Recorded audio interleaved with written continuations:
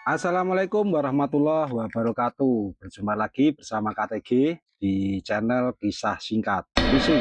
Kali ini KTG akan membawakan sebuah cerita dari kawan kita, teman kita yang ada masih di Pulau Jawa ya. Tepatnya di daerah Jawa Tengah. Kisah ini terjadi pada tahun sekitar 1970-an. Tokoh dan nama disamarkan. Informasi dari pengirim cerita bahwa kisah ini atau cerita ini adalah kisah yang betul-betul terjadi dan sampai dengan saat ini orang-orang tua atau tokoh desa itu masih tahu, masih pernah mendengar dari cerita bapak ibunya, orang tuanya pada zaman dulu. Pesugihan babi ngepet. Mungkin kita pernah dengar bahwa pesugihan itu ada banyak sekali, ada pesugihan Nyi Blorong, pesugihan kandang bubrah, pesugihan monyet, dan banyak sekali lah. Kisah pesugihan babi ngepet, kisah yang mengubah sebuah desa kecil yang awalnya setiap harinya terasa aman, nyaman, tentram, tiba-tiba dalam 3 bulan terakhir semakin hari semakin menjadi penuh ketakutan karena banyak warga yang kehilangan uang hasil panen dan juga pedagang hasil dari dagangannya, uangnya tiba-tiba lenyap, dan juga ada beberapa tokoh masyarakat yang notabene memiliki gaji bulanan setelah diambil secara tunai itu juga tiba-tiba lenyap atau hilang. Nah, hilangnya uang tersebut tidak ada kejadian pintu rusak atau jendela rusak atau hal-hal sesuatu yang ada di rumah itu mencurigakan atau dirusak seorang pencuri. Namun tanpa jejak, tanpa bekas, uang itu tiba-tiba lenyap dengan sendirinya. Apakah ini betul-betul ada seseorang yang melakukan pesugihan babi ngepet? Kita semua tidak tahu, namun menurut cerita dari warga tersebut, seperti biasa pada malam hari, masyarakat desa itu ada yang nongkrong di depan rumah, ada yang nongkrong di balai-balai atau pos ronda dengan bersama temennya satu lingkungan atau satu RT, karena zaman dulu juga masih aktif melakukan pos ronda, yang mana di satu RT biasanya ada satu pos ronda atau satu RW ada satu pos ronda. Sejak 1 bulan terakhir banyak warga yang mengalami kejadian aneh di mana uang yang disimpan di lemari atau di zaman dulu itu banyak orang yang menyimpan uang itu kadang di bawah bantal, di bawah kasur seperti itu. Nah, itu tiba-tiba lenyap tanpa bekas, tanpa ada tanda-tanda adanya pencurian, entah itu baik pintunya yang dirusak atau dicongkel maling, biasanya kalau orang desa kan gitu ya. Karena rumah zaman dulu itu kebanyakan rumah kayu. Nah, sebut saja namanya Pak Joyo. Memang awalnya semua orang itu berpikir atau curiga bahwa ini adalah ulah seorang pencuri. Namun semakin lama kejadian tersebut semakin janggal dan susah diterima dengan akal.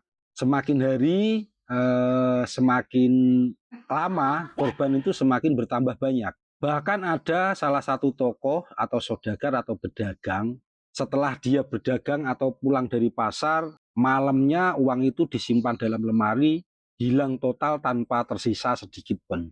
Jadi misal kita jual sapi atau kita jadi pedagang sapi ke pasar, punya uang 20 juta atau mungkin sekarang bisa 100 juta, di lemari itu tiba-tiba hilang lenyap tanpa sisa sedikit. Nah, kalau semisal itu tuyul kan biasanya mitosnya cuma ngambil 1 lembar atau 2 lembar ya. Ini total hilangnya itu tanpa ada batasan. Artinya ketika kita menyimpan uang sebesar 10 juta di dalam lemari, itu bisa hilangnya total tanpa disisakan sama sekali.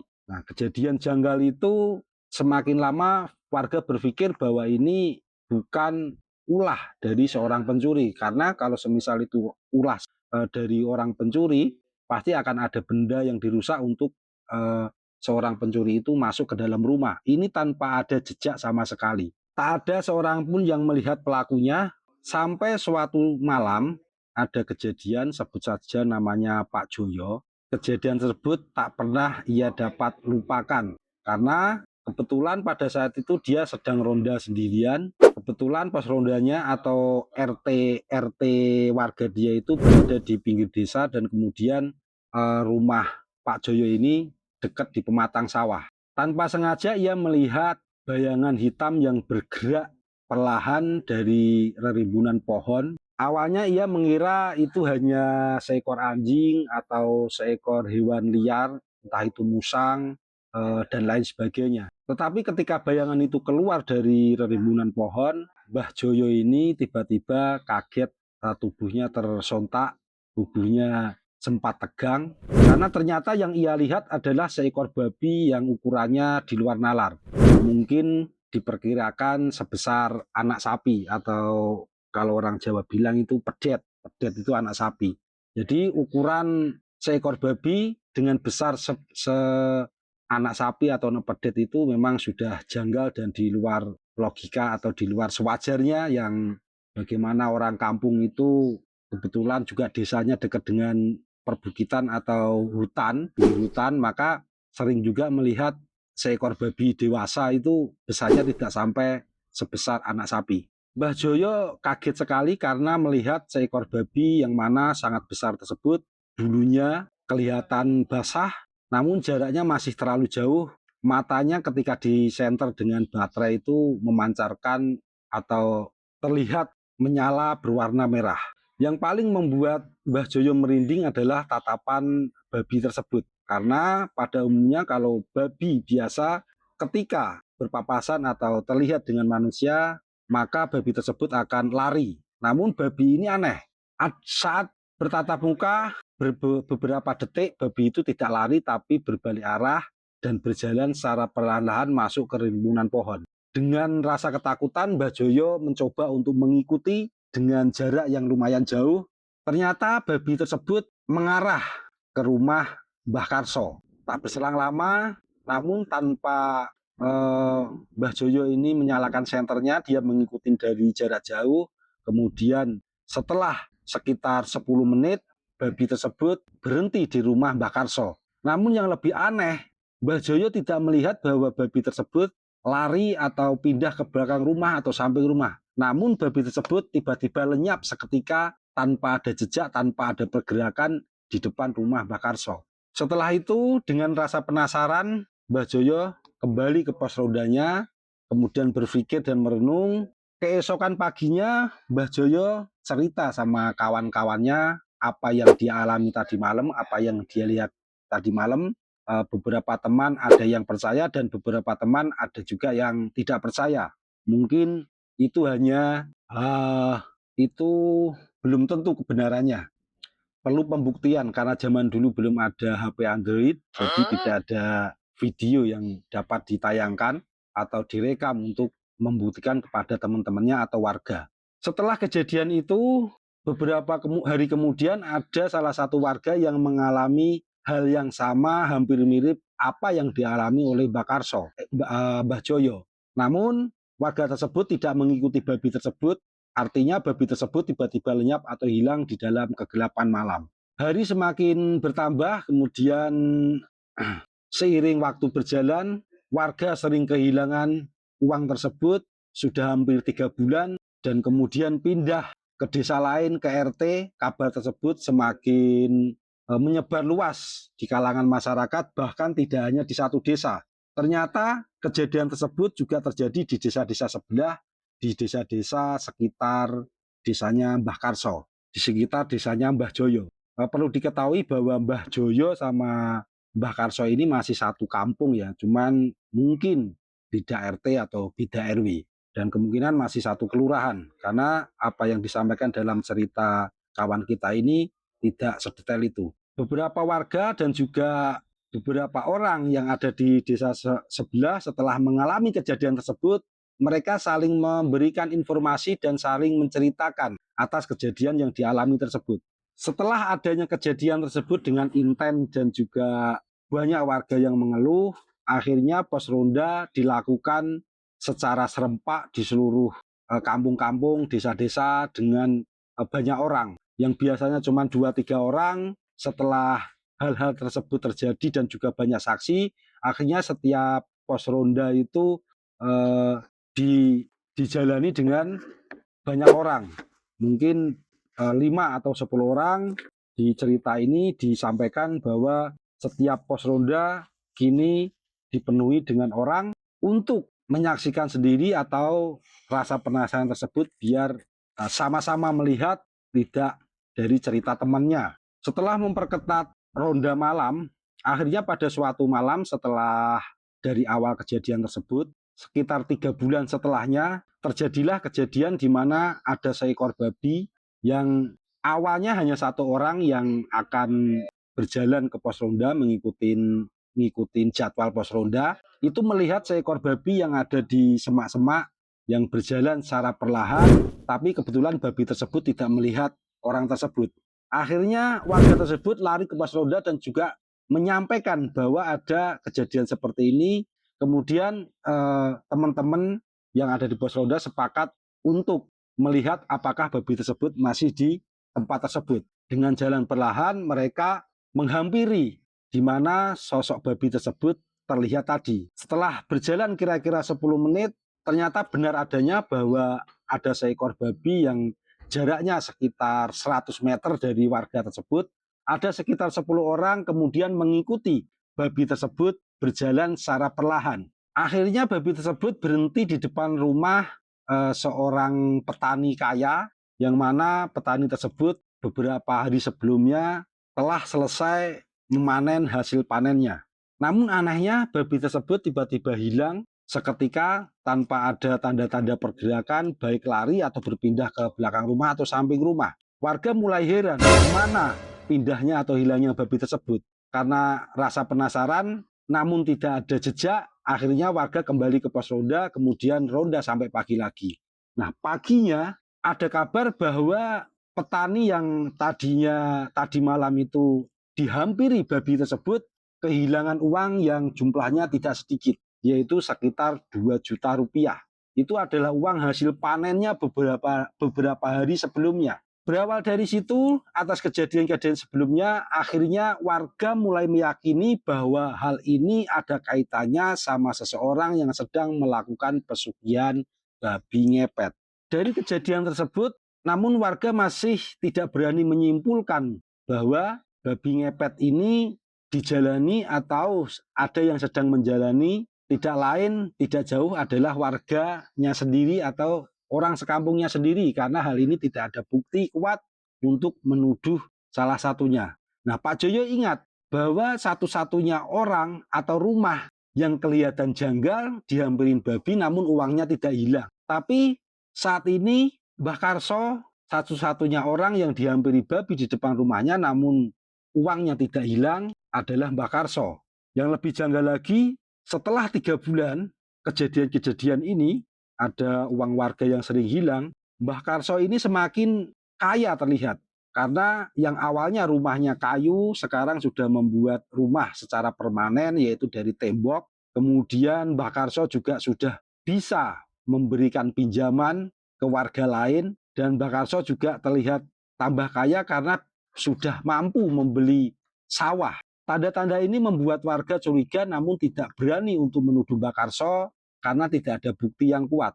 Kemudian beberapa hari kemudian para warga sepakat untuk mencari solusi bagaimana agar kondisi di kampungnya tersebut itu tidak terjadi lagi dan segera ada solusi dan segera terhenti dari musibah-musibah warga kehilangan uang, karena ini sudah lama sekali dan banyak korban. Akhirnya tetua desa mengajak para tokoh desa, pejabat desa untuk melakukan musyawarah di balai desa. Kesepakatan yang ia dapat dari musyawarah tersebut bahwa akhirnya tokoh desa mencari seorang kiai untuk menyelesaikan masalah di desa tersebut. Tak selang lama, kepala desa akhirnya mendapatkan petunjuk atau mendapatkan tata cara bagaimana caranya agar masalah di kampung tersebut bisa cepat selesai. Seorang tokoh kiai memberikan garam Jawa, di mana garam tersebut sudah diritualkan atau diberi doa atau diberi jampi-jampi untuk ketika nanti bertemu babi tersebut, maka garam tersebut harus dilemparkan ke sosok babi tersebut. Akhirnya menunggu momen dan kesempatan bagaimana warga bisa bertemu babi tersebut dengan jarak dekat. Kesempatan itu pun akhirnya datang. 1 minggu setelahnya kemudian salah satu warga tak sengaja melihat bayangan babi tersebut yang mana sudah beberapa hari itu ditunggu. Akhirnya ketemu juga. Warga pun berbondong-bondong mengikuti dari jarak jauh dulu. Ada warga yang menghalau di depan rumah Pak Karso karena dugaan warga dan juga warga sekampung dugaan kuat karena Pak Karso lah satu-satunya rumah yang ketika didatangin babi bukannya kehilangan uang tapi semakin hari semakin bulan semakin bertambah kaya. Akhirnya kepala desa dengan instruksi atau wejangan dari kiai tersebut berdiri di depan rumah Pak Karso sambil membawa garam tersebut. Akhirnya menunggu kesempatan tak lama babi tersebut akhirnya kembali dan menuju ke rumah Pak Karso tepat dugaan dengan cara atau bagaimana cara Pak Lurah ini bersembunyi di depan rumah Pak Karso. Kebetulan rumah Pak Karso ini ada banyak pohon-pohonan dan juga sedikit rimbunan dan kebetulan rumah Pak Karso ini sudah dibangun pintu, artinya ada pintu gerbang dan pagar. Di balik pagar dan di balik pepohonan rimbunan pohon tersebut, akhirnya Pak Lurah dapat melemparkan garam yang diberikan Pak Kiai tersebut. Tak terduga babi tersebut mengeluarkan suara yang bukan mirip suara babi, namun seolah-olah suara lirih yang persis mirip manusia kesakitan. Namun seketika setelah babi tersebut sampai di depan pintu rumah Pak Karso, babi tersebut lagi-lagi seketika hilang tanpa jejak. Akhirnya warga dan juga Pak Lurah memberanikan untuk mengetuk rumah Pak Karso walaupun saat itu sudah malam ya. Perlu diketahui tadi KTG belum menceritakan bahwa Mbah Karso ini juga kadang-kadang ikut pos ronda sesuai jadwal yang ditentukan oleh warga. Namun ketika pos ronda jatah atau jadwalnya Mbah Karso ini tidak ada kejadian kehilangan uang. Nah, ketika Mbah Karso ini tidak jadwal ronda, maka ada beberapa warga yang kehilangan uangnya. Yang inilah yang membuat warga juga semakin bertambah curiga. Kemudian diketuk, nah tak terduga ternyata Mbah Karso di dalam rumah ini sedang kesakitan, kakinya bengkak. Setelah ditanya oleh warga, katanya tadi sore bekas jatuh. Warga mulai curiga bahwa jangan-jangan Mbah Karso ini adalah sosok orang yang kita curigai bersama, orang yang melakukan ritual babi ngepet tersebut. Kembali ke cerita tadi bahwa garam tersebut, pemberian sang kiai itu tadi lupa cerita bahwa ada doa khusus yang sebelum kita melemparkan garam tersebut kepada babi, Pak Lurah perlu baca. Doanya seperti ini. Wengi tumurun tanpa swara, angin lumaku anggawe wedi. Lelakon peteng nutupi jagat, sapa nandur ala bakal ngunduh loro. Sapa ngoyak bondo lumantar pepeteng, pungkasane bakal ketemu pepeteng uga. Nah, ini adalah mantra dari kiai tersebut ketika nanti bertemu babi, kemudian garam itu digenggam, kemudian dilemparkan ke sosok babi tersebut. Nah, setelah mantra pertama itu dibaca oleh Pak Lurah, kemudian ada juga mantra yang kedua, kemudian ditiupkan ke garam tersebut sebelum dilemparkan ke babi tersebut. Mantranya seperti ini. Sukmo lumampah ing saklebeting wengi, bayu ngemban swara tanpa rupa, peteng dudu pepaning kamulyan, bondo tanpa berkah munggawe sengsara. Nah, ini mantra yang kedua ini ditiupkan ke garam tersebut kemudian dilemparkan ke babi tersebut. Kembali ke Mbah Karso yang sedang sakit dan kakinya bengkak itu, yang katanya tadi sore habis jatuh, namun kejanggalan adalah tidak ada saksi bahwa Mbah Karso tadi sore itu jatuh atau kabar dari warga yang lain bahwa Mbah Karso itu jatuh. Warga mulai semakin curiga bahwa pesugihan babi ngepet ini yang melakukan ritual adalah Mbah Karso. Namun setelah menggeledah rumah Mbah Karso, tidak ada tanda-tanda bahwa Mbah Karso itu melakukan ritual tersebut. Selang beberapa waktu, akhirnya warga bubar, kemudian kembali ke rumah masing-masing. Esok harinya, perbincangan atau kejadian tadi malam tersebar ke beberapa desa di sekitarnya. Ramai menjadi pembicaraan, namun setelah kejadian itu, tidak ada lagi malam-malam hari yang terasa menakutkan dan tidak ada lagi warga yang kehilangan uang. 2 minggu kemudian tanpa ada tanda-tanda, tanpa ada berita, tanpa ada informasi, ternyata Mbah Karso sudah pindah ke tempat lain yang warga di sekitar tidak ada yang diketahui. Dari cerita ini, apakah betul Mbah Karso yang melakukan pesugihan babi ngepet tersebut? Sampai dengan cerita ini turun-temurun dari kakek nenek hingga KTG sekarang, hingga kisah singkat ini tidak diketahui dan tidak ada bukti bahwa Mbah Karso adalah pelaku pesugihan babi ngepet. Demikian cerita dari teman kita yang ada di salah satu desa di Jawa Tengah, kisah pesugihan babi ngepet. Sampai jumpa di kisah singkat berikutnya. Assalamualaikum warahmatullahi wabarakatuh. Jangan lupa bantu like, share, dan komen. Jangan lupa subscribe.